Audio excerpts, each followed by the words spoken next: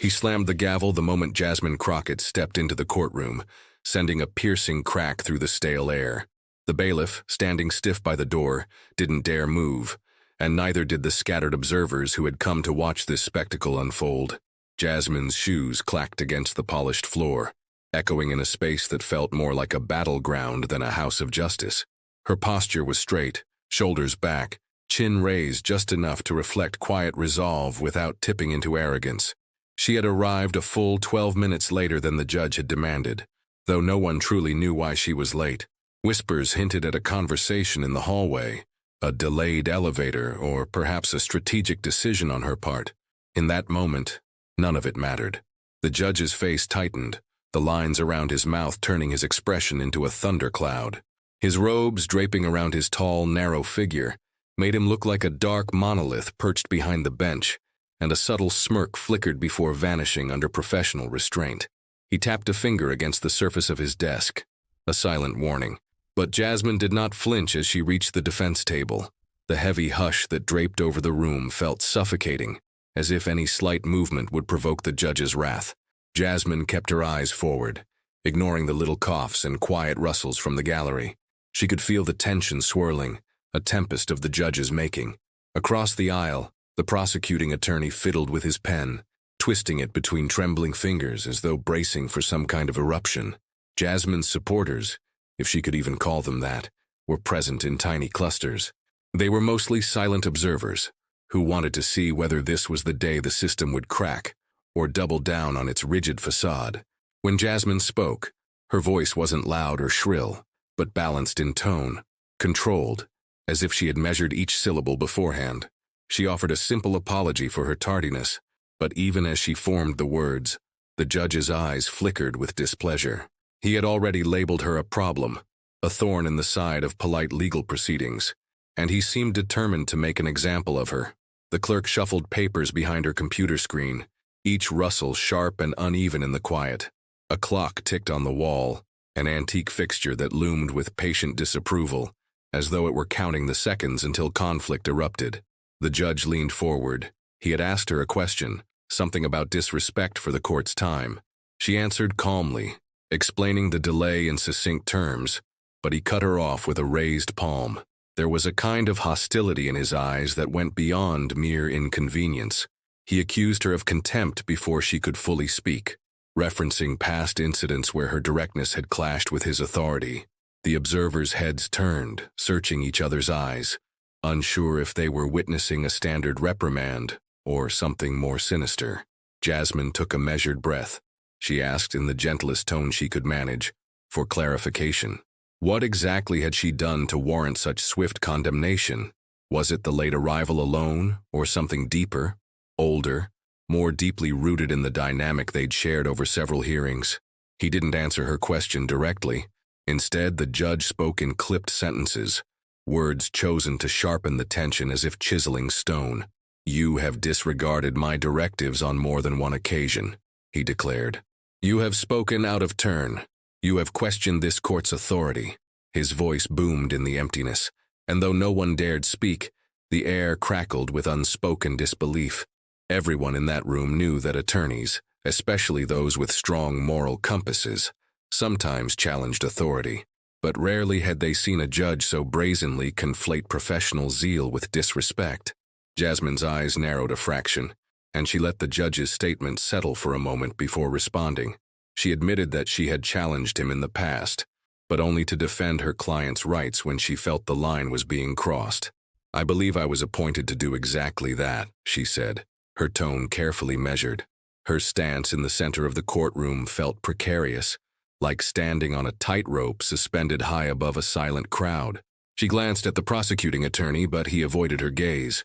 Then her eyes swept over the faces behind her, seeking some sort of anchor, but all she found were anxious stares and clenched jaws, as though everyone collectively expected the judge to strike again. The judge's glare bore into her, heavy with the weight of institutional might. She recognized that glare as the expression of someone who had spent years being obeyed without question, someone who believed that to challenge him was to challenge the entire system. The bailiff stepped forward, instinctively drawn by the tension. The hush gave way to an inaudible hum of collected heartbeats, waiting for the next move. Jasmine's heart pounded, but her outward appearance remained poised. She remembered every conversation she'd ever had about how to survive a courtroom that was set against you. Keep your voice calm, your words precise, never lose your temper, never give them an excuse to label you emotional or reckless. She'd lived by these rules, and yet she found herself once again in the crosshairs of a man who seemed intent on silencing her. The judge repeated the word contempt, letting it linger like a bad aftertaste. Then he announced, with a sense of finality, that there would be a fine. Jasmine caught her breath as she listened. His reasoning sounded rehearsed, as though he'd planned this long before she stepped through the door that morning. He cited her lateness, her interruptions from previous hearings, and a recent statement she'd given to the press. Something about the justice system being an old fortress of biases. In his view, that statement was tantamount to undermining public confidence in the judiciary. The audience shifted in their seats. A low murmur rose and fell, like the uncertain flutter of wings in a dimly lit cavern. The judge rapped his gavel again, demanding silence, though the hush that followed was permeated with unspoken outrage. Jasmine inhaled slowly, resisting the urge to close her eyes in exasperation. She knew she had to pick each word carefully now, for the judge was poised to twist anything she said into a noose. Calmly, but firmly, she stated that the fine was unjust, based on personal animosity rather than legitimate legal grounds. She felt the heat of his stare intensify. This was no mere skirmish over tardiness or decorum. This was an ideological battle between an entrenched authority figure and a woman who refused to bend her moral spine. The stories that led up to this moment flitted through her mind. The times he had dismissed her objections as trifling, the repeated instances he had cut her off mid-sentence, the pointed looks that implied she was stepping out of her place. Now he had found a pretext to punish her outright. She knew she could pay the fine, but the principle was too large to ignore. This was about more than money. This was about standing her ground in a judicial arena that demanded her submission. A wave of silent support seemed to radiate from the spectators. Even though no one dared speak, she felt their energy, their recognition of the imbalance at play. The judge, though conscious of the watchful eyes upon him, did not waver. He made a half grin that vanished as quickly as it appeared, then told her in no uncertain terms that if she spoke again without his permission, he'd raise the fine. She stiffened, scanning his features. She wondered if fear was what he wanted from her, if intimidation was the tool he believed would maintain the illusion of absolute power. She decided, in that moment, she would not give him that satisfaction. She would speak, not with rash anger, but with a deliberate, measured articulation that would pierce his defenses. She cleared her throat. The bailiff's hand rested on his belt, almost reflexively, as though preparing for a command to remove her. Jasmine looked at him, then returned her gaze to the judge. In a voice that carried both deference to the process and steel in its undertone, she asked how the court could justify a contempt charge when she had not violated any explicit rule. She cited precedents, referencing cases where attorneys had been found in contempt for direct insults, physical disruptions, or blatant disregard for procedure. None of those applied to her.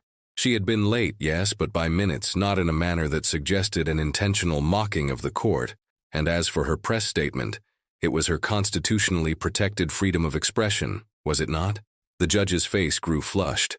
For a moment it seemed he might lash out again. A hush spread across the gallery, a silent tapestry of anticipation. When he finally spoke, his voice dropped to an icy growl. "This is my courtroom," he said, each word carefully spaced. "Contempt is whatever I say it is when an attorney defies the respect that this seat demands."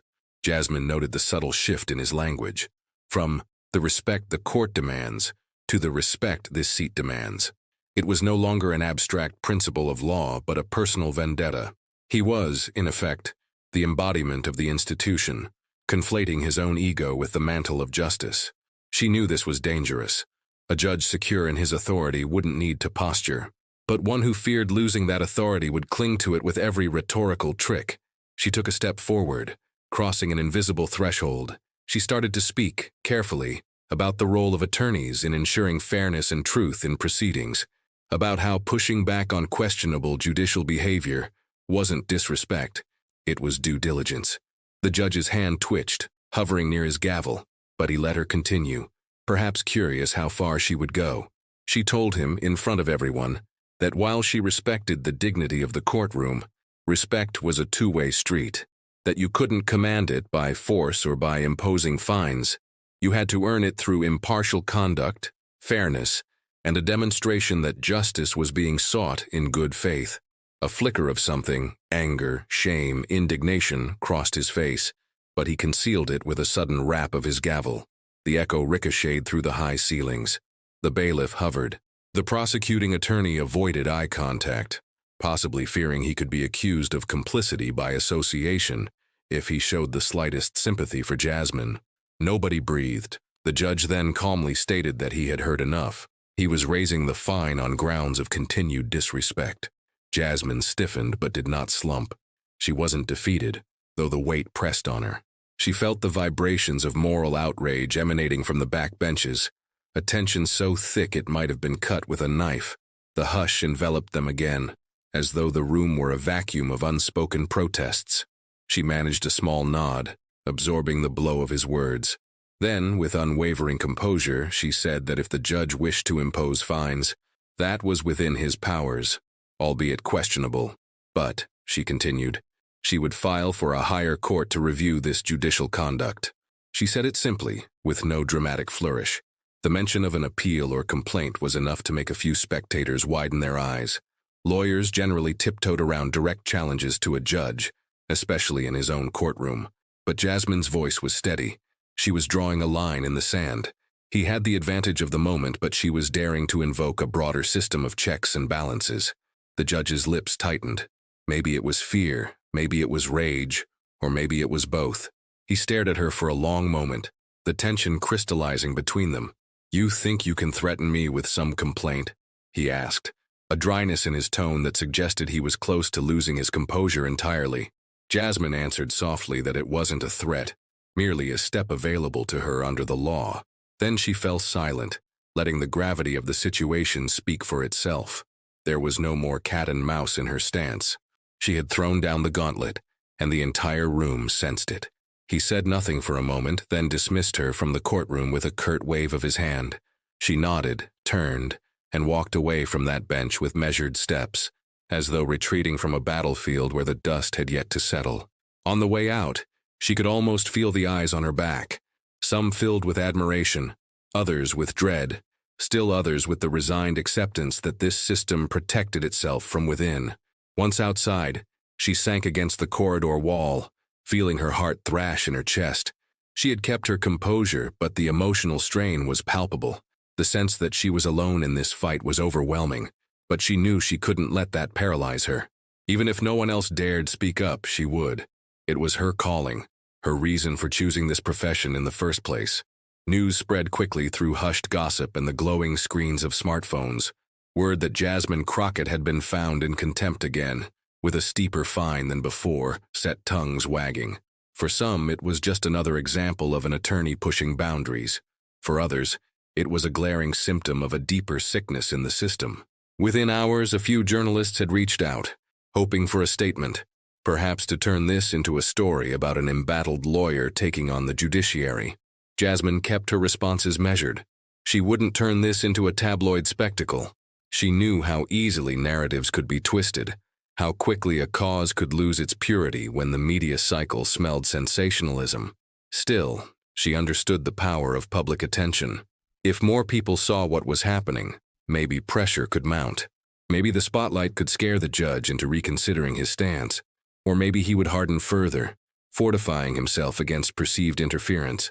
Back in her small, cluttered office, Jasmine sat among piles of case files, dusty law books, and old coffee cups. A single lamp cast a warm glow over her desk. She scanned through references on contempt of court, searching for anything she could use to challenge the judge's interpretation. Outside the window, the city moved on, indifferent. Cars passed, horns blared, people lived their lives oblivious to her quiet, solitary struggle. She allowed herself a moment of exhaustion, letting her shoulders slump, letting her jaw unclench. Then she resumed her reading, turning pages late into the night, forging ahead with the resolution that she would not be bullied into submission. At the heart of her frustration was the feeling that the judge's behavior wasn't just a personal vendetta. It was emblematic of a decaying institution that could not handle critique. Each time she recalled his words, "Contempt is whatever I say it is," a fresh wave of indignation coursed through her. How many others had been silenced by that same arrogance? She wondered about the ones who had caved, paid their fines, and offered groveling apologies just to keep their careers afloat. She understood their fear. Defying a judge was no small matter. But she also believed that true justice demanded she not yield to intimidation. She remembered her first day in law school, the idealism burning bright in her chest. She recalled vowing that she would never become complicit in the system's flaws. And here she was, standing before a gatekeeper determined to punish her for speaking out. Perhaps, she mused, this was the test she'd always known would come. If she was to remain true to her principles, she couldn't back down now, no matter how daunting the judge's wrath might be. In the days that followed, she filed a formal motion contesting the contempt charge. She cited constitutional grounds, past precedents, and procedural errors. She argued that her criticism of the court's partiality did not equate to personal disrespect. She further contended that her tardiness was not so egregious as to warrant contempt. The motion, lengthy and meticulously footnoted, was submitted to the court clerk. The judge would have to respond formally or risk appearing blatantly arbitrary. It was a small, technical step, but it felt crucial, like a single voice shouting into a canyon and waiting to hear the echo. She prepared for the possibility that the judge would lash out again. She braced herself for the hearing that would inevitably follow. In the meantime, her daily life became a swirl of phone calls, anxious clients, and her own swirling sense of responsibility. She wanted to believe that somehow, reason would prevail, that her references to established law would force the judge to reconsider. But in her heart, she suspected he would not budge. This was bigger than a misunderstanding. This was about a fault line in the judicial system itself. As the new hearing approached, the tension escalated. Word on the grapevine was that the judge felt personally attacked by Jasmine's motion. Some of the junior clerks whispered that he saw it as a direct challenge to his authority, and that he had absolutely no intention of letting her off lightly. Rumor had it he was even considering escalating the contempt to a more severe sanction. She tried to dismiss such gossip as courtroom paranoia, but the seeds of worry lodged in her mind. Still, there was no turning back. She had to see this through. The day of the hearing arrived under a leaden sky, dark clouds massing above the courthouse, as if mirroring the grim mood inside. Jasmine had prepped every legal argument she could muster. She also knew that this was as much about performance as about law. She would need to conduct herself with calm dignity, making it clear that her stance was rooted in principle, not petty ego. She stepped into the courtroom once more, noticing the same hush that greeted her last time. The difference now was that the gallery seemed more crowded. Word must have spread that something significant was about to happen, that this wasn't just a trivial spat. She saw a few reporters in the back rows, jotting notes or setting up small recording devices. The judge glowered down from his bench. She nodded respectfully, then took her seat at the defense table. He wasted no time launching into a harsh admonishment. "Attorney Crockett, your motion is spurious," he declared, his voice echoing through the chamber. "You impugn this court's integrity without a shred of justification." Jasmine sat calmly, hands folded in her lap, letting him speak without interruption. She knew better than to cut him off now. Let him display his ire first. When he finished, she rose slowly, gave a subtle bow of acknowledgement, and began her response.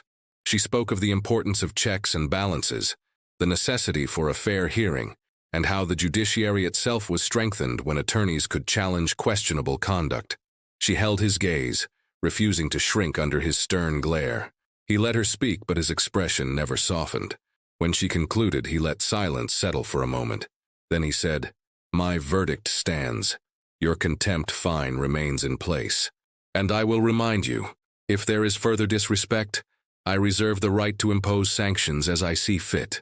The finality in his tone was chilling. There was no sign of compromise, no acknowledgement of any point she had raised. She paused, weighing her next move.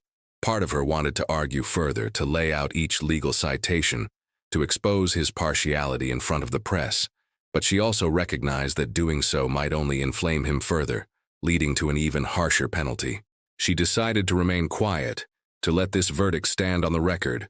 There would be another venue for this battle, if necessary, the appellate court. She gave a sharp nod and said simply, "I understand." Then carefully she added, "I will be appealing your decision through the proper channels." A hush rippled through the audience. The judge's jaw tightened. He slammed his gavel, dismissing her.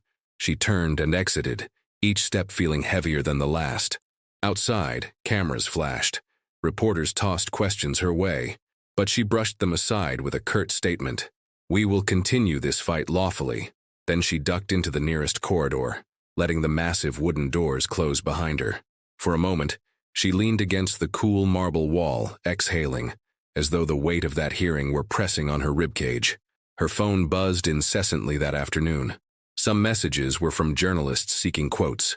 Others were from colleagues offering cautious support, laced with disclaimers not to drag their firms into the fray.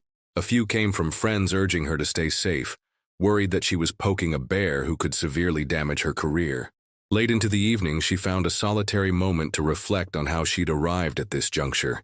It wasn't the petty lateness, or even the outraged statement to the press that had triggered the judge's vendetta. It was her refusal to smile politely and toe the line when she saw injustice. She had recognized that he was biased and had the temerity to call him out on it. And that, in a system that thrived on deference, was her unforgivable sin. She thought about the clients relying on her, people who needed her to keep fighting, who couldn't afford a meek attorney who bowed to every injustice. She couldn't let them down, and she couldn't betray her conscience. The next few days saw her drafting an appeal, a detailed, carefully woven tapestry of legal arguments, challenging the judge's contempt ruling. She cited everything from constitutional free speech to procedural fairness, stringing together case after case where attorneys had been found in contempt for actual disruptions, not for speaking truth to power.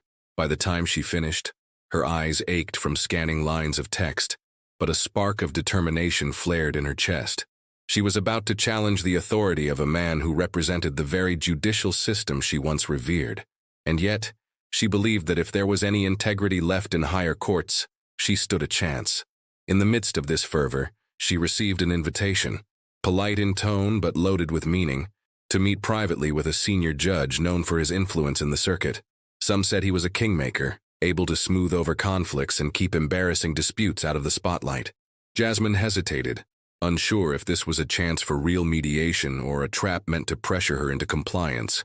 Ultimately, curiosity and strategy won out, and she agreed to the meeting, held in a quiet conference room after normal court hours. The senior judge was a man well into his 70s, with a calm, grandfatherly demeanor that contrasted sharply with the stern face she had grown accustomed to seeing on the bench. He offered her a seat, poured her a cup of tea, and spoke in a low voice. He acknowledged that many in the judiciary had taken note of her clash with the judge. Some felt she was overstepping. Others quietly applauded her courage but did so only behind closed doors. He asked her what she wanted. Did she expect the judge to apologize or reverse his ruling? Jasmine gave a small shake of her head. She said she didn't want a personal concession. She wanted fairness and a system that didn't punish attorneys for calling out what they believed to be misconduct or bias. The senior judge nodded, steepling his fingers. He advised her to tread carefully, warning her that rocking the boat too hard could topple her career. He spoke of how the system was bigger than any one judge or attorney, how it would endure long after they were gone, and how she should consider whether it was wise to burn bridges so early in her profession. She listened respectfully, but something stirred within her as he spoke. She realized that his kindly, diplomatic approach was simply another way of maintaining the status quo. She thanked him for his concern and said that if fighting for fairness cost her a few bridges, maybe those weren't bridges worth crossing anyway. The senior judge sighed, a paternal disappointment in his eyes. He murmured that passion was commendable, but an attorney without powerful allies was like a lonely boat on a stormy sea. Still, he assured her that no official steps would be taken to disbar her or tarnish her record, at least not yet. He simply suggested she apologize, pay the fine, and let the matter rest. She quietly refused, finished her tea, and left. The next week, she filed her appeal, sending copies to the relevant appellate court. The process could take months, maybe years, but she was prepared. In the meantime, the judge presided over other cases, handing down decisions that many saw as questionable, yet few dared say anything out loud. Jasmine maintained her routine, handling client matters, focusing on her responsibilities, and occasionally speaking to the press, though always carefully, always aware that any slip could be used against her. She avoided open condemnation of the judge, instead framing the issue as a broader concern about transparency and accountability.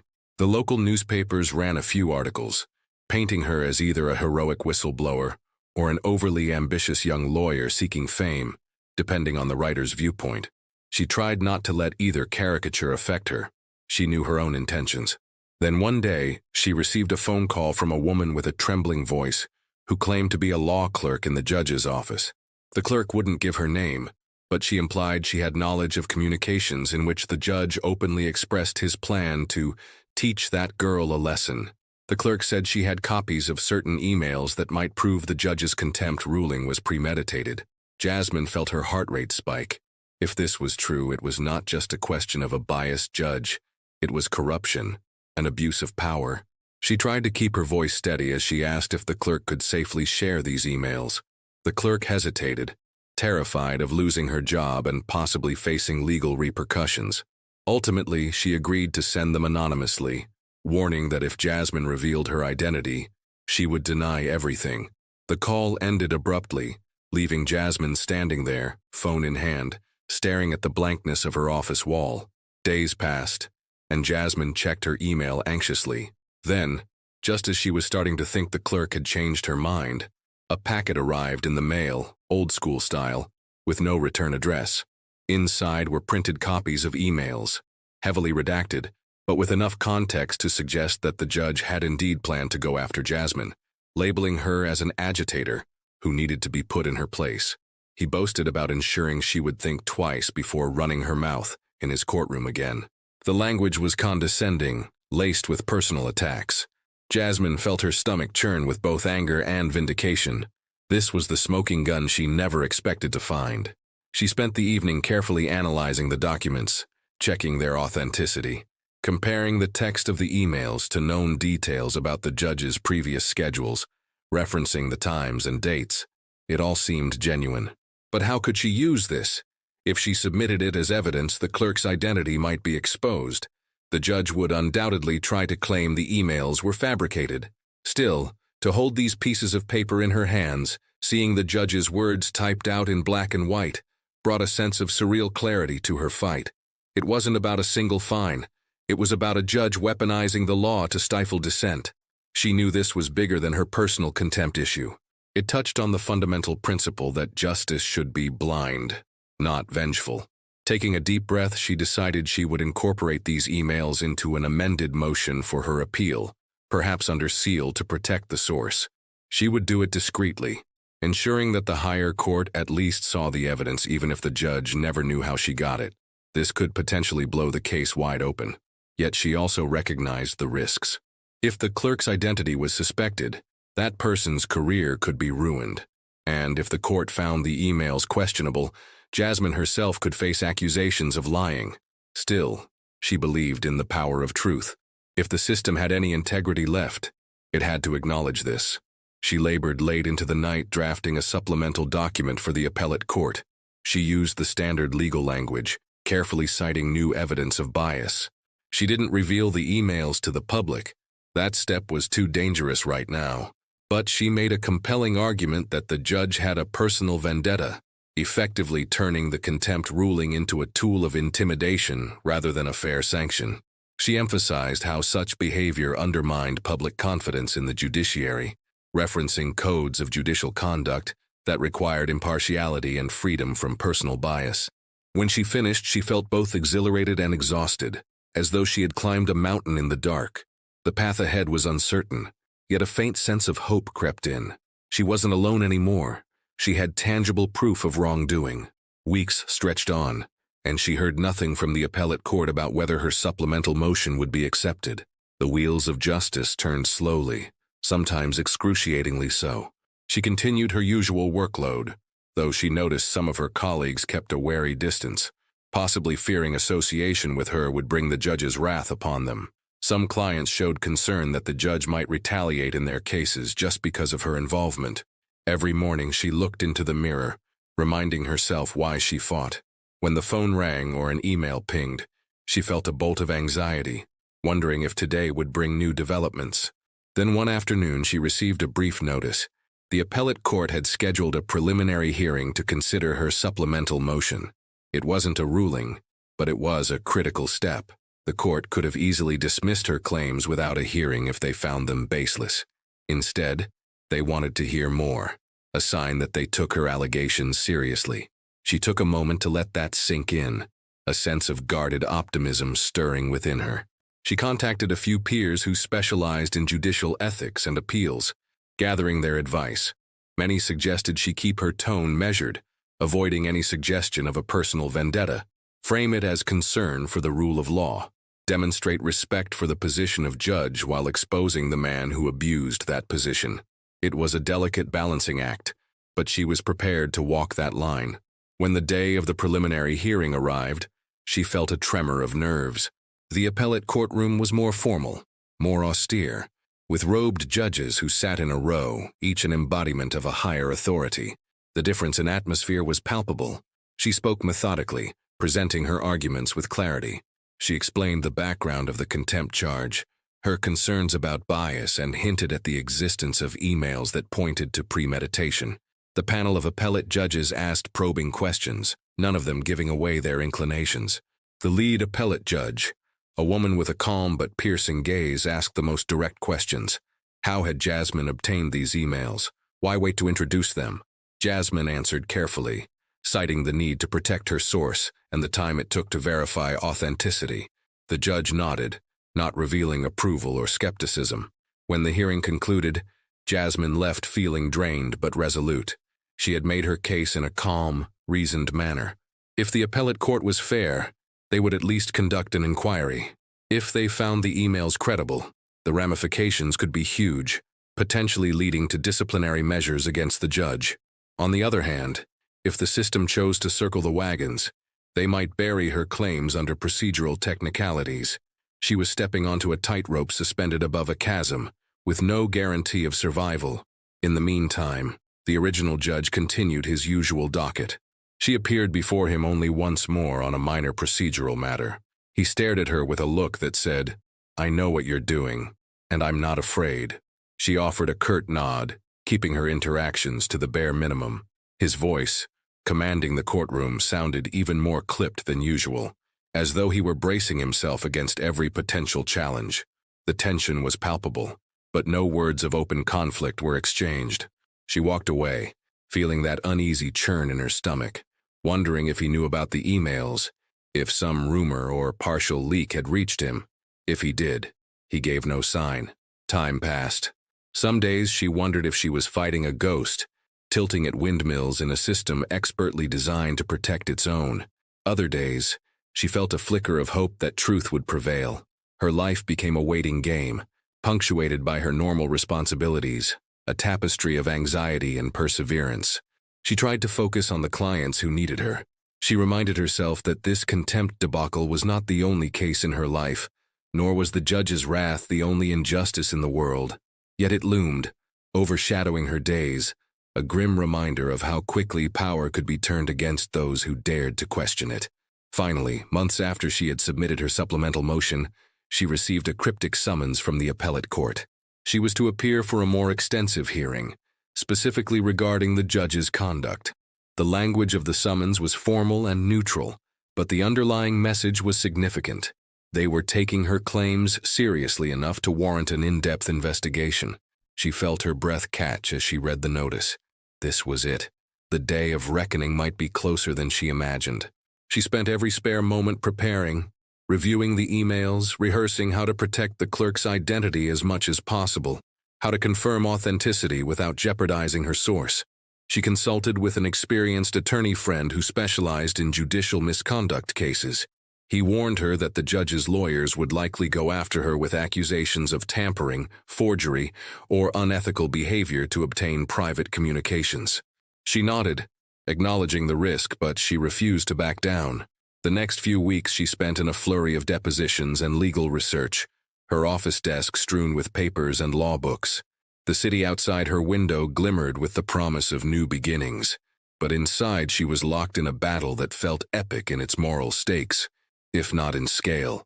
On the morning of the hearing, the courtroom was packed. Reporters stood at the back, notepads in hand, hoping this would be the moment when the cracks in the judiciary finally showed.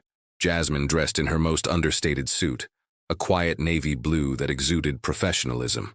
Her hair was pulled back, and her face carried the calm determination she had honed over countless nights of second-guessing. The panel of appellate judges sat poised. In stark contrast, the judge who had found her in contempt now appeared in front of them, represented by counsel. His expression was rigid, but a hint of defensiveness lurked behind his eyes. What unfolded was a tense, methodical inquiry. Jasmine's side presented the context of the contempt, the suspicious circumstances, and finally, the revelation of those emails. She explained that an anonymous source had provided them, that she had confirmed certain metadata indicating they were real. The opposing counsel attacked her relentlessly, suggesting she had manufactured evidence or encouraged someone to steal private correspondence. She stood her ground, referencing the law that permitted whistleblowers to come forward with evidence of misconduct. The lead appellate judge asked pointed questions of both sides, her gaze shifting from Jasmine to the judge's counsel, then to the judge himself. She queried whether the judge had any explanation for the emails, or if he would claim they were fabricated. There was some hemming and hawing, but no outright denial, which was telling. The judge's counsel tried to spin it as misunderstandings or jokes taken out of context. But the text in the emails, so clearly worded, lacked any trace of humor. One by one, the appellate judges weighed in, pressing the defense for answers. Did the judge have a consistent reason for labeling Jasmine as contemptuous beyond her lateness and public statements? Could he confirm or deny sending those emails? Why was the phrasing so personal and punitive? The tension escalated, each question another chip at the judge's once untouchable facade. For the first time, Jasmine saw a flicker of uncertainty in his eyes, a realization that he was no longer the supreme authority in the room. When it was her turn to make a final statement, she stood slowly, feeling the weight of the moment. She spoke softly but firmly about the ideals of justice, about how the system relies on judges who can remain impartial, about the harm inflicted when a judge uses his power to settle personal scores. She didn't indulge in dramatics.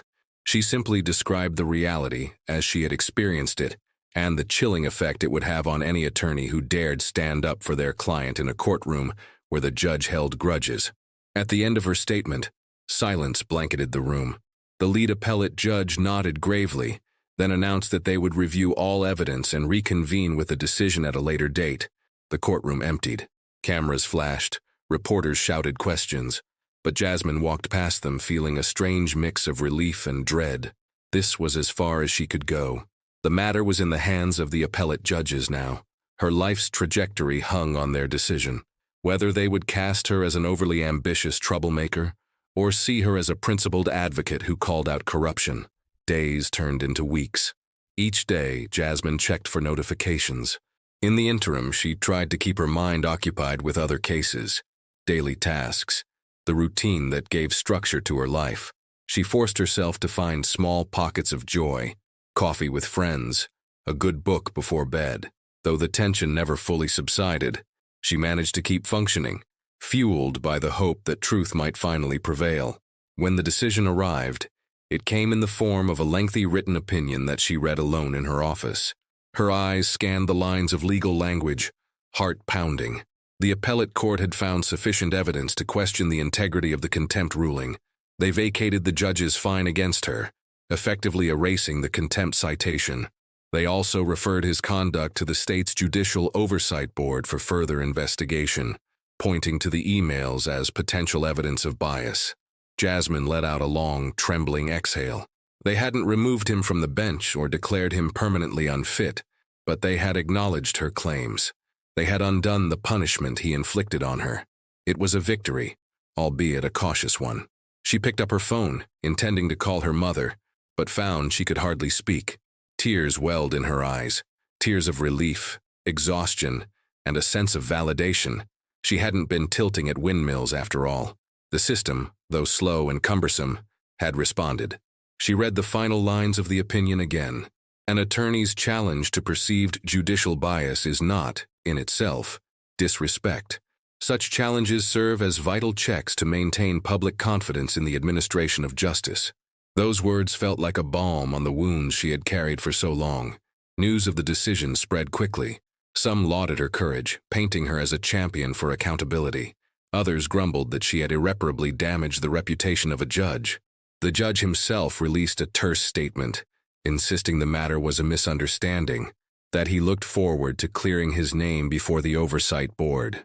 Jasmine didn't respond publicly. She felt her actions spoke for themselves. She had won the right to stand in a courtroom without being crushed for telling the truth.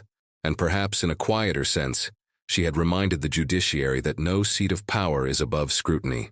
A few days later, she walked back into the courthouse for a routine hearing in a different case. The corridor looked the same. Sterile tiles, fluorescent lights. But the air felt different.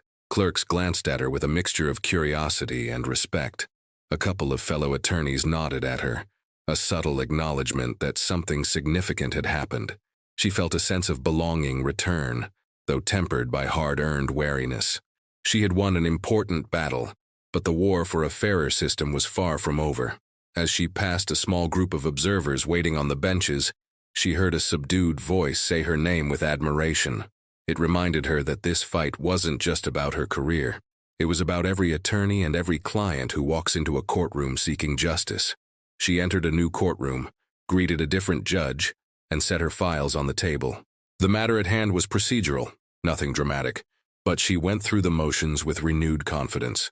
When the hearing concluded, she stood outside for a moment, inhaling the crisp air, feeling the chill of the day on her cheeks. Life moved on, and the city bustled around the courthouse's imposing structure as if nothing extraordinary had happened. But within Jasmine Crockett's heart, a quiet sense of triumph and resolution pulsed. She had paid a price for her refusal to yield, and she would no doubt pay more in the future. Yet she carried herself with the understanding that sometimes the act of speaking truth was its own reward, a necessary defiance that kept the pillars of justice from crumbling under the weight of unchecked power. She glanced up at the stone columns of the courthouse, a building that now symbolized more than just the law. It was also a place where personal grievances could masquerade as legal authority, where good people could be punished for demanding fairness, yet also where the wheels of a broader system could still, on occasion, correct an injustice. With a measured breath, she turned and walked away, prepared to continue her journey. Though the victory might seem small in the grand scheme, it was a testament to the idea that no matter how daunting the institution, one voice with the courage to speak can send tremors through the entire edifice. On that day, Jasmine felt both humbled and empowered. She would endure as many battles as necessary, reading the courtroom to filth if that's what it took, so long as she remained rooted in the belief that truth, however slowly, can carve its path through even the most rigid walls. And in the echo of the judge's once mighty gavel, she heard not the final word of power, but the distant thunder of justice rolling forward, unstoppable, toward an horizon that promised the possibility of something more equitable for all.